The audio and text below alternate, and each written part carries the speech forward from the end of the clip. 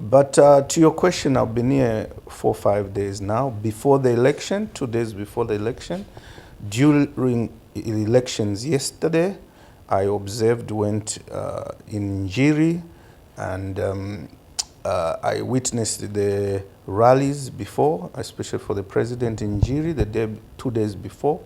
And then today, after voting, I've gone back to Njiri to see those polling stations, the situation. First, I want to commend the DRC Congo for holding this election. I think it's the second or third democratic election you are having in Congo. Just that aspect that you've been able to hold the election is commendable in Africa, given that there are many countries in Africa where there is no democracy, and given the past also. So I commend you. And also, democracy is not cheap. I read in the newspaper that close to $1 billion, 800 million US dollars was spent on election. Yes, democracy is not cheap. It's important that people exercise their choice. Congo DR is a very important country in Africa. I think God deliberately put it in the center of Africa to show that it is the hub, it's the nucleus. From there, all countries are supposed actually to benefit. Congo is about the most richest underground. God endowed you or gave Congo. He didn't give them to other countries. Gave Congo copper underground, gold, diamond, cotton. Congolese people, you were born and you found God had given you that. So it's unique. You are over 100 million and it's a wide, big country. So now that an election is organized, it's commendable. What I observed the day before, democracy was at play. People were able, I saw billboards of all participants of president at presidential level. I saw rallies. People were free to campaign. I saw with my own eyes. And then what is impressive, also before election, there was no violence. No one was removing anyone's posters. I saw posters of the ruling government, Fatih, and of the opposition, the billboards, wherever. No one was touching them. I've been to countries where the billboards are removed, posters torn. Everyone was walking by, and it was pre-election peaceful. On the actual day also, despite the shortcoming in some places, it's well documented, the voting started late, an hour, 2 to 4 hours, and much more in some places. Obviously because of the logistical issues, and but what is important is towards midday, I noticed that the voting started. We witnessed one polling station from the beginning when they began. And then your system also is impressive. It's dual system. So you have people voting on the computer, but then it doesn't end there. The computer print out who they have voted for president, for deputy, and others. The sheet comes out and it's put in the box. So later on, when it closes, you can reconcile the records in the computer and the actual paperwork.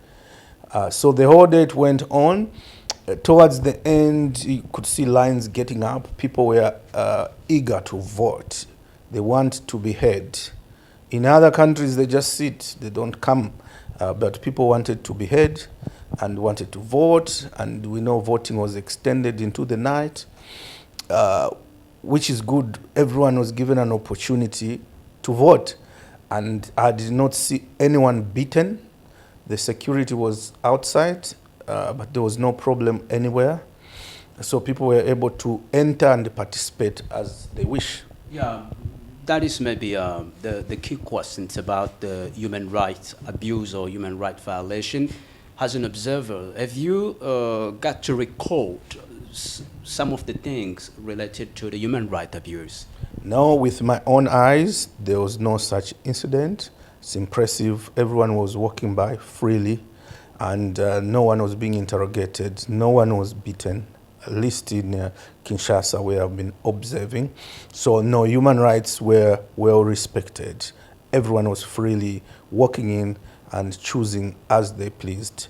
Now, after today, I went back the polling station in Njiri.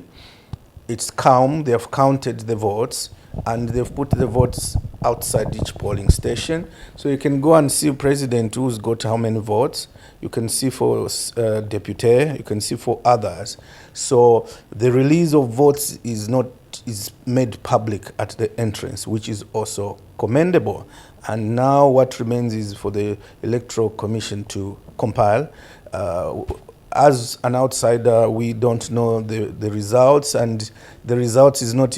We are not. It's a call for the Congolese people to decide who they want to be their president, who they choose, and we can only observe how the process went. And from my own eyes, as a member of the Pan-Africa Parliament, as an elected member of the African Parliament, and also the Parliament of Zambia, I've witnessed many elections in Africa.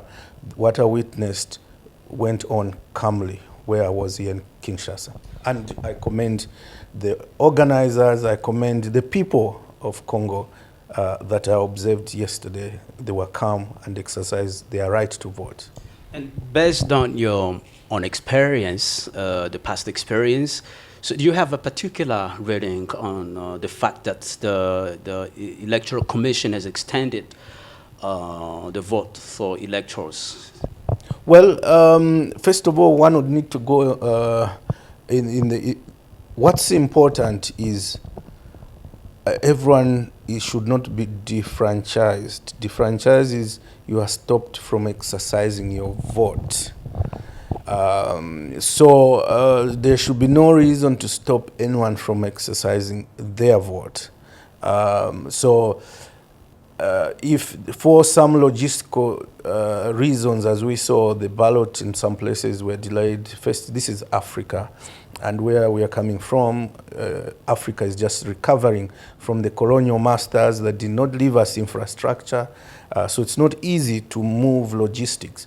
So if the election started a bit late, people did not start voting on time, it only made sense that it's extended from 5 p.m. because originally it should have closed at 5 p.m. So when we were told at one that it will extend until everyone was there voted, it means they were being given a chance to exercise their human right to express themselves, who they want to lead them. And also allow me to say, it shows that Africa, we can lead ourselves, we can organize our own elections, we don't need the Americans, we don't need the Europeans, the people from Asia to come and conduct elections for us. And Congo doesn't need the Africa Union or Pan-Africa Parliament or SADC. You conduct them yourselves, and we just observers. We're not even monitors, and we can only say what we experience. So the fact that Congo now is able to is very good news for Africa. Yeah, maybe the last question is about your recommendation as a chairman, because the human being activity is no longer perfect. Maybe you have been observing some shortcomings or some weakness in the organization of those ongoing on elections. Do you have a particular recommendations to the Congolese to improve maybe for the incoming organization of the election?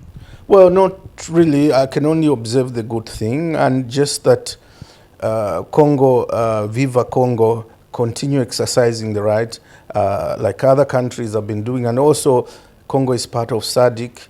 What is important in SADC and Central Africa, unlike what is happening in other parts of Africa, like in West Africa, we know there's a lot of unconventional and constitutional change of government. But here in Congo, you say no to that and you exercise your vote. Everybody goes there and votes. It's only an encouragement to Congo is that continue exercising your rights and the people to speak and also to unite, to respect who supports a particular candidate, not to fight. You fight with words of ideas.